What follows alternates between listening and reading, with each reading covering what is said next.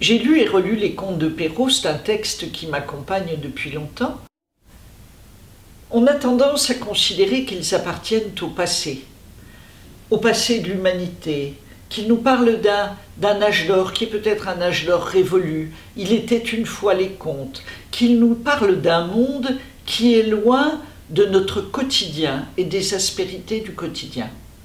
Moi j'ai tendance à penser au contraire que les contes, pour affronter les épreuves de la vie, représentent véritablement l'un des meilleurs compagnons, l'un des meilleurs atouts qui soit pour y puiser une énergie et des forces nouvelles.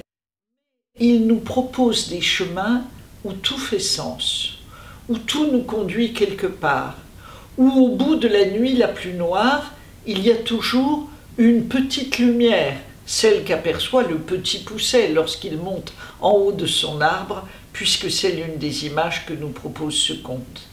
Et donc le conte nous dit que chacun, même le plus vulnérable, même le plus démuni, pourra faire sa place au soleil, que chacun trouvera dans les épreuves qui l'attendent des forces nouvelles pour se construire, pour s'affirmer, pour définir ce qui est véritablement essentiel pour lui.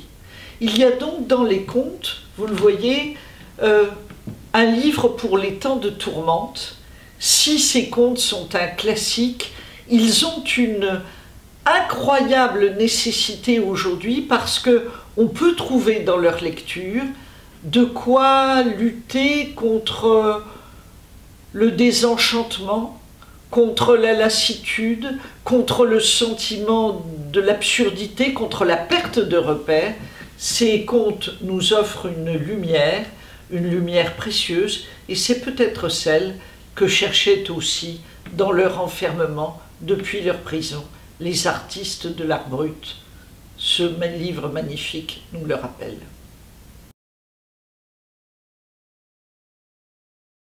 L'art brut, ça a été un petit peu comme un jaillissement. Ça faisait des années que je cherchais à comment illustrer les contes de Perrault d'une façon qui fasse sens et qui apporte véritablement quelque chose au lecteur.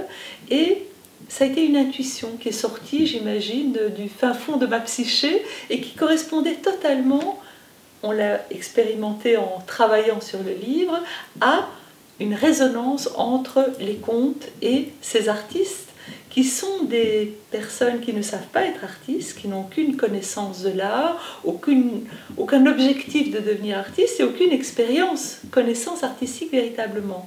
Mais ce sont des personnes qui sont la plupart du temps dans des hôpitaux psychiatriques ou dans des prisons ou enfermées en eux-mêmes et qui trouvent comme seule manière de s'exprimer véritablement l'art graphique. Et c'est à la rencontre de ces artistes-là que nous sommes allés pour retrouver les peurs que l'on retrouve aussi bien chez eux que dans les contes, mais aussi les rêves, les désirs, les angoisses, la peur du loup, le désir d'être reine, le grand amour inaccessible.